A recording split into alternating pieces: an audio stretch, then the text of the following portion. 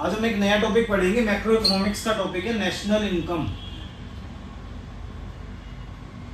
National income होती क्या है? एक देश जहाँ पे हम रहते हैं वहाँ की इनकम और फॉरेन की इनकम को मिलाकर बनती है नेशनल इनकम। तो नेशनल इनकम को हम इकोनॉमिक्स की भाषा में NNP@FC भी बोलते हैं।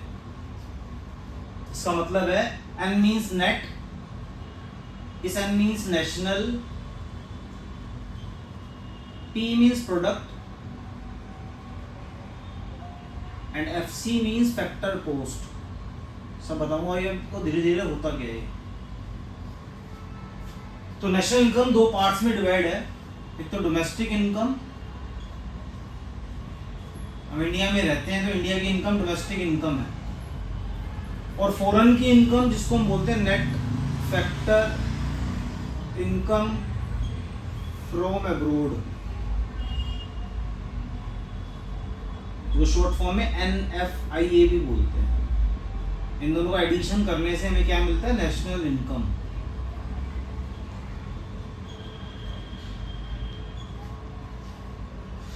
ठीक है, डोमेस्टिक इनकम मतलब हुई जहां पे हम रहते हैं वहां की इनकम, और हम कुछ पैसा अगर अर्न करते हैं फॉरेन से तो फॉरेन की इनकम मतलब NFIA और डोमेस्टिक इनकम को मिलाकर बनती है नेशनल इनकम। तो जो हमारा नेशनल इनकम का टॉपिक है, इसका न्यूमेरिकल एग्जाम में आता है NIOS में 5 मार्क्स का, जिसमें 3 न्यूमेरिकल हैं, इनकम मेथड, एक्सपेंडिचर मेथड और वैल्यू एडेड मेथड।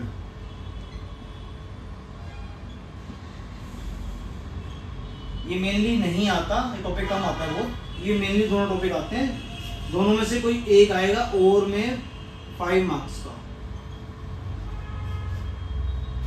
तो हम पहला टॉपिक पढ़ेंगे income method. Book macro economics, writer है संदीप गर्ग, जिसका चैप्टर नेशनल इनकम अभी हमने पढ़ा, जिसका क्वेश्चन एग्जाम्पल 31 हमने किया है। इसका पेज नंबर 4.51 है। तो इनकम मेथड होता क्या है बेटा?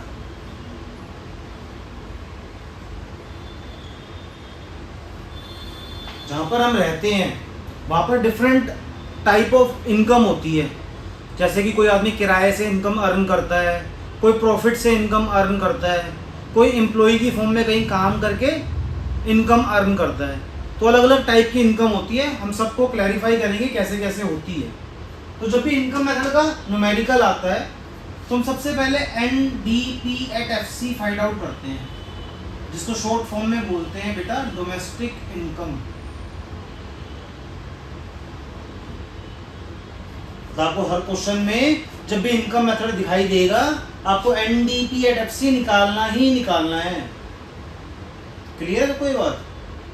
ठीक है, तो NDP@FC निकालने के लिए सबसे पहले आपको ढूंढना है बेटा कंपनसेशन ऑफ एम्प्लॉइज। क्या होता है कंपनसेशन ऑफ एम्प्लॉय? एक वर्कर जो कहीं पर नौकरी करता है, तो नौकरी करते टाइम उसको जो भी इनकम मिलती है, means salary, bonus, house rent allowance, mobile phone का बिल या जो भी चीज़, वो सब कंपनसेशन ऑफ एम्प्लॉय होता है। अगर हमें कंपनसेशन ऑफ एम्प्लॉय मिल गया तो पहला कंपोनेंट कंप्लीट है। अगर कंपनसेशन ऑफ एम्प्लॉय नहीं है तो हम ढूंढते हैं wages and salaries plus employer contribution to social security scheme. ये कुछ स्कीम्स होती है बेटा एम्प्लॉइज के लिए, आपकी जो इनकम होती है वो भी बाद में एम्प्लॉय को आफ्टर रिटायरमेंट मिलती है। तो अगर हम वेजेस एंड सैलरी में अगर एम्प्लॉयर को ऐड कर देते हैं तो क्या मिलता है? कंपनसेशन। अगर क्वेश्चन में कंपनसेशन भी गिवन है, क्वेश्चन में वेजेस भी गिवन है और ये भी गिवन है एम्प्लॉयर कंट्रीब्यूशन, तो हम खाली क्या लेते हैं? Compensation of employee. ये दोनों के दोनों वेस्ट हैं। इन दोनों पे हमें तब आना है जब ये कंपनसेशन ना हो। तो पहला कंपोनेंट कंप्लीट है। सेकंड कंपोनेंट आता है जिसमें ऐड होता है ऑपरेटिंग सरप्लस। ऑपरेटिंग सरप्लस, ये ओनर की खुद की इनकम होती है ऑपरेटिंग सरप्लस। अगर ऑपरेटिंग सरप्लस है तो सेकंड कंपोनेंट कंप्लीट हो गया बेटा। अगर ऑपरेटिंग सरप्लस नहीं है तो हमें चार चीजें मिलेगी। पहला रॉयल्टी, दूसरा रेंट, तीसरा इंटरेस्ट एंड लास्ट प्रॉफिट। ठीक है, तो उसमें आ रही है बात? ओके, ठीक है। तो ऑपरेटिंग सरप्लस भी हर क्वेश्चन में गिवन है और ये चारों पार्ट भी क्वेश्चन में गिवन है, तो मैं ऑपरेटिंग सरप्लस लूंगा, ये सब वेस्ट है। अगर ऑपरेटिंग सरप्लस नहीं है तो मैं लूंगा रॉयल्टी, रेंट, इंटरेस्ट, प्रॉफिट। अगर ऑपरेटिंग सरप्लस नहीं है, इनमें से भी कोई कंपोनेंट नहीं है तो वो जीरो होगा बेटा, लेकिन लिखना जरूरी है। लेकिन अगर रॉयल्टी नहीं है तो जीरो होगी, रेंट नहीं है तो जीरो होगा, इंटरेस्ट नहीं है तो जीरो होगा, लेकिन प्रॉफिट कभी जीरो नहीं होता।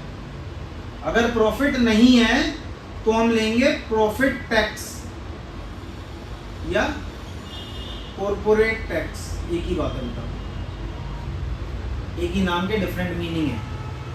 दूसरा डिविडेंड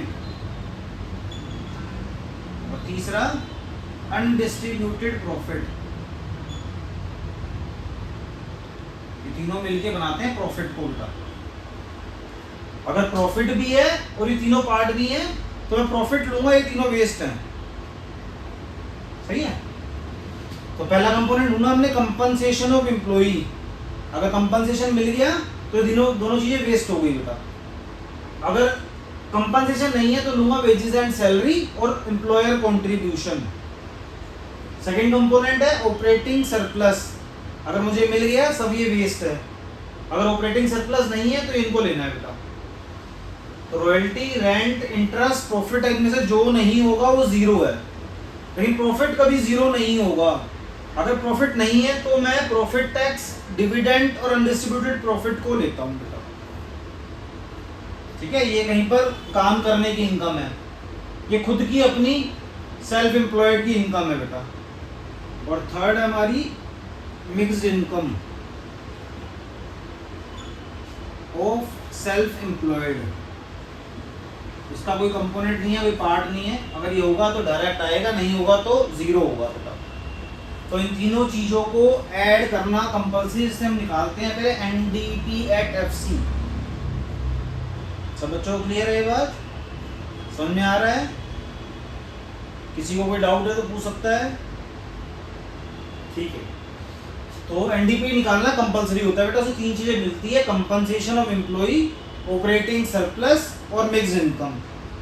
तो बेटा अब हम एक न्यूमेरिकल की फॉर्म में, क्वेश्चन एग्जांपल की फॉर्म में एक न्यूमेरिकल करके देखते हैं कि कैसे हम एनडीपी एट एफसी को फाइंड आउट करते हैं। ठीक है बच्चों, सुनते रहना ध्यान से, कंसंट्रेशन यहाँ पे करना है सबको। तो जो हमारा एग्जांपल है, एग्जांपल 31, क्वेश्चन में लिखा है हमें नेशनल इनकम निकालनी है बेटा, वैसे इनकम मेथड से, लेकिन नेशनल इनकम बाद की मतलब है। पहले हमेशा आपको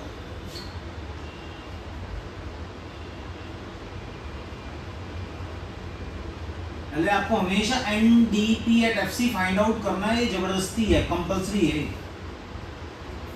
तो अपने क्वेश्चन में देखेंगे हम इलस्ट्रेशन 31 में। तो पहला कंपोनेंट था बेटा हमारा कंपनसेशन ऑफ एम्प्लॉई।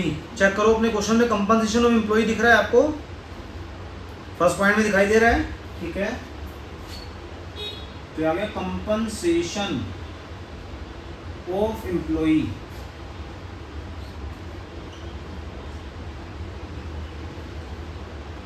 सही है। अगर कंपनसेशन नहीं होता तो हम देखते वेजेस और सैलरी और एम्प्लॉयर कंट्रीब्यूशन को, लेकिन अभी हमें मेन चीज मिल गई है तो हमें वहां पे जाने की रिक्वायरमेंट नहीं है। सेकंड चीज ढूंढो बेटा 31 एग्जांपल में कि क्वेश्चन में आपको ऑपरेटिंग सरप्लस गिवन है क्या? तो मुझे कहीं पर ऑपरेटिंग सरप्लस नहीं दिखाई दे रहा। तो मैंने क्या कहा था आपको, अगर ऑपरेटिंग सरप्लस नहीं दिखेगा तो हम चार कंपोनेंट ऐड करते हैं। पहला कंपोनेंट है बेटा रॉयल्टी। रॉयल्टी क्वेश्चन में नहीं दिख रही, मेरे को नहीं दिख रही तो मैंने कहा था जीरो होगी। रॉयल्टी के बाद मैंने कहा था बेटा इंटरेस्ट। इंटरेस्ट हमें दिखाई दे रहा है 620। फिर है प्रॉफिट जो हमें दिखाई दे रहा है 800। एंड लास्ट है बेटा रेंट। इनका कोई सीक्वेंस नहीं है, ये ऊपर नीचे हो सकते हैं। तो रेंट हमें दिखाई दे रहा है 400। तो ये 4 चीजें हमने बेटा देखी, रॉयल्टी, रेंट, इंटरेस्ट, प्रॉफिट। ये चारों चीजें मिलकर हमारी ऑपरेटिंग सरप्लस को पूरा करती है बेटा। समझ गए ना सब बच्चे? वही समझ में आ रही है ना बात? ठीक है बेटा। ये पहला कंपोनेंट था compensation of employee, second component था operating surplus, and third component है हमारा मिक्स्ड इनकम। तो चेक कर दो सब बच्चे अपने न्यूमेरिकल में, अपने क्वेश्चन के अंदर कि मिक्स्ड इनकम दी है बेटा 10th पॉइंट पे, mixed income of self employed. तो मिक्स्ड इनकम हमारी होगी 700। सबको ऐड करेंगे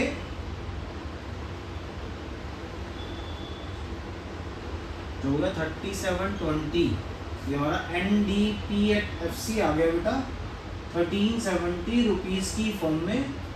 चेक करो क्वेश्चन के ऊपर यूनिट दी होगी बेटा कि इन करोड़ है, इन अरब है, इन लाख है, और ये यूनिट जरूर आपको डिस्क्राइब करनी है, इसके मार्क्स होते हैं बेटा। तो देख रहे हो क्वेश्चन में लिखा है करोड़, ये हमारा करोड़ की फॉर्म में आ गया बेटा। ये हमारा NDPFC निकल गया बेटा। हर क्वेश्चन में आपको NDPFC फाइंड आउट करना कंपलसरी होता है। उसके बाद जो चेंजेस होते हैं क्या निकालना है वो क्वेश्चन देख के पता लगता है बेटा। तो ये हमारा पहला एक पार्ट पूरा हो गया NDPFC, जिसमें से हमें 5 मार्क्स में से 3 मार्क्स मिल जाते हैं बेटा यहाँ पे। तो सबको समझ में आ गया बेटा?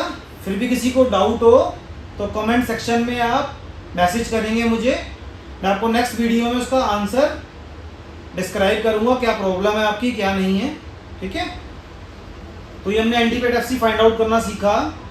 अब इसके बाद हम कुछ इंपॉर्टेंट चीज सीख रहे हैं कि इस NDP को हम कैसे कन्वर्ट करते हैं अदर थिंग्स में। देखो कोई रट्टाफिकेशन नहीं है, समझने वाली चीज है। जैसे हमने जो निकाला उसको हमेशा अंदर लिखेंगे आप NDPFC निकाला। मान लो क्वेश्चन कहता है भैया GNP@MP निकाल के दिखाओ, तो ये कैसे निकालते हैं, क्या करते हैं सुनो। देखो G अगर पहले नंबर पे है तो उस G को हम ग्रॉस बोलते हैं बेटा, और पहले नंबर पे अगर N है तो मीन्स उसको नेट बोलते हैं। अभी ग्रॉस और नेट होते क्या है, हम एक नई गाड़ी खरीदते हैं 5 लाख रुपए की, तो हमारी ग्रॉस वैल्यू होती है बेटा। उस 5 लाख की गाड़ी को हम एक साल यूज करते हैं तो गाड़ी बचती है 4,50,000 की, उसे नेट वैल्यू बोलते हैं बेटा। ठीक है, तो ग्रॉस वैल्यू आपने देखा बड़ी होती है हमेशा, और नेट वैल्यू हमेशा छोटी होती है बेटा। तो मैं अभी छोटी वैल्यू पे था, मुझे बड़ी वैल्यू पे जाना है, तो छोटी वैल्यू से बड़ी वैल्यू पे जाने के लिए कुछ प्लस करते हैं इसमें, जिसका नाम है डेप्रीसिएशन। जब भी आपको फर्स्ट नेम में N और G का डिफरेंस दिखाई देगा तो एक वर्ड यूज किया जाएगा, इसका नाम है डेप्रीसिएशन। और इस डेप्रीसिएशन को एक नाम और से बोलते हैं, इसका नाम है कंजम्पशन ऑफ फिक्स्ड कैपिटल। जल्दी से कहीं पे आपको मिलेगा नहीं, मैंने आपको एक अच्छी चीज बताई है। डेप्रीशिएशन का एक अच्छा नाम है जो आपको कहीं दिखाई नहीं देगा, कंजम्पशन ऑफ फिक्स्ड कैपिटल। कहीं आप कंफ्यूज ना हो कि डेप्रीशिएशन क्वेश्चन में नहीं है सर, तो मैंने बताया अगर डेप्रीशिएशन नहीं है तो कंजम्पशन ऑफ फिक्स्ड कैपिटल को लेना है आपने। अच्छा, जो बीच वाला नाम होता है इस डी को बोलते हैं बेटा डोमेस्टिक, और मिडिल नेम अगर एन हो तो उसको बोलते हैं नेशनल। हम इंडिया में रहते हैं, इंडिया में पैसा अर्न करते हैं, तो वो हमारी डोमेस्टिक इनकम है। मैंने पहले भी कहा था चैप्टर के स्टार्टिंग में। और मैं इंडिया में जो पैसा अर्न करता हूँ उसके बाद फॉरेन से भी अर्न करता हूँ, तो डोमेस्टिक इनकम और NFIA को ऐड करने से मिलता है नेशनल इनकम। तो एक बड़ी वैल्यू होती है, एक हमेशा छोटी वैल्यू होती है। नेशनल हमेशा बड़ा है, डोमेस्टिक हमेशा छोटा है। तो हमें छोटी वैल्यू से बड़ी वैल्यू पे जाना है, तो हम प्लस करते हैं net factor income from abroad. ये होता क्या है बेटा net factor income from abroad? इसका मतलब होता है कि जो पैसा हमने फॉरेन से अर्न किया, जो हमारे पास आया, रिसीव हुआ, वो प्लस की वैल्यू में होता है, और जो हमारे पास से बाहर गया वो माइनस में होता है। दोनों के डिफरेंस को नेट बोलते हैं बेटा। मान लो फॉरेन से आए 100 रुपीज़ और फॉरेन गए 80 रुपीज़, तो 100 माइनस 80 20 रुपीज़ हमारा क्या हो गया बेटा? Net factor income from abroad. तो जो मिडल वाला नाम था एन और डी की चीज को क्या नाम है कवर करने के लिए हम क्या यूज करते हैं बेटा? NFIA। NFIA। अच्छा, P हमेशा प्रोडक्ट है जो हमेशा सेम होता है बेटा। वो हर नाम में आपको P से दिखाई देगा, इसका नाम प्रोडक्ट है हमेशा। MP मीन्स मार्केट प्राइस और FC means factor cost. GNP at MP ऐसे बोलते हैं।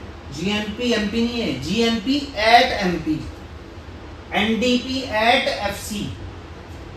क्लियर? तो MP means market price, FC means factor cost. ये पेन बनता है 10 रुपए का, ये फैक्टर कॉस्ट है बेटा। इस पेन पर हम कुछ प्रॉफिट लगाते हैं, कुछ टैक्सेस लगाते हैं, तो पेन बिकता है मार्केट में मार्केट प्राइस पे 15 रुपीज़ मतलब। तो 10 रुपीज़ हमारी फैक्टर कॉस्ट है, 15 रुपीज़ हमारी मार्केट प्राइस है। फैक्टर कॉस्ट हमेशा छोटा होता है और मार्केट प्राइस हमेशा बड़ा होता है।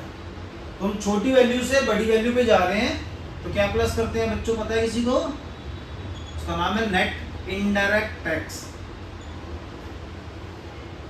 Net indirect tax. कई बार क्वेश्चन में नेट इनडायरेक्ट टैक्स नहीं होगा, सिर्फ इनडायरेक्ट टैक्स होगा। तो इनडायरेक्ट टैक्स नेट नहीं होता बेटा। अगर खाली इनडायरेक्ट टैक्स होगा तो उसको नेट कैसे बनाते हैं? तो आप इनडायरेक्ट टैक्स में से सब्सिडीज को माइनस कर लो, तो क्या बन जाता है बेटा? Net indirect tax. ये बड़ी इंपॉर्टेंट चीज है जो बच्चों को ढूंढने से मिलती नहीं है। ठीक है, तो ये आप देख रहे हो, NDP को हमने कन्वर्ट कर लिया GNP एट MP में। मान लो ऐसे ही क्वेश्चन बोलता भैया NDP एट FC से हमें NNP एट FC निकाल के दिखाओ। तो देख रहे हो बेटा, पहला नाम N है, यहाँ भी पहला नाम N है। नेट दोनों सेम है, डेप्रिसिएशन का कोई काम नहीं है, वो हिडन है। ये दोनों नेट N है बेटा। देखो मैंने यहाँ से दिखाया था N से G पे गए थे बेटा। तो बच्चों को आ रहा है समझ में? किसी को कोई डाउट तो नहीं है? ठीक है, अब देखो D मीन्स डोमेस्टिक है मैंने बोला, और N मीन्स नेशनल है बेटा। मैंने बताया था आपको डोमेस्टिक छोटा होता है, नेशनल हमेशा बड़ा होता है। डोमेस्टिक से नेशनल पे जा रहा हूँ, छोटे से बड़े पे जा रहा हूँ, तो प्लस करते हैं net factor income from abroad.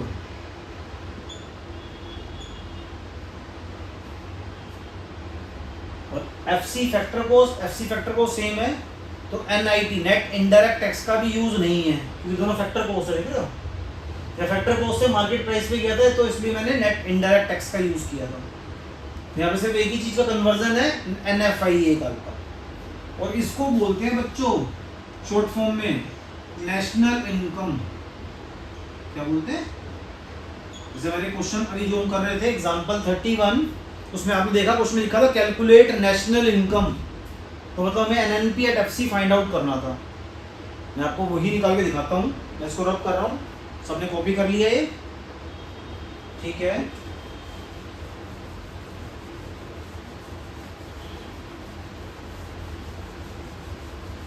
Example 31 जो हमने किया था उसमें हमारा NDP एट FC आया था बेटा 3720 करोड़।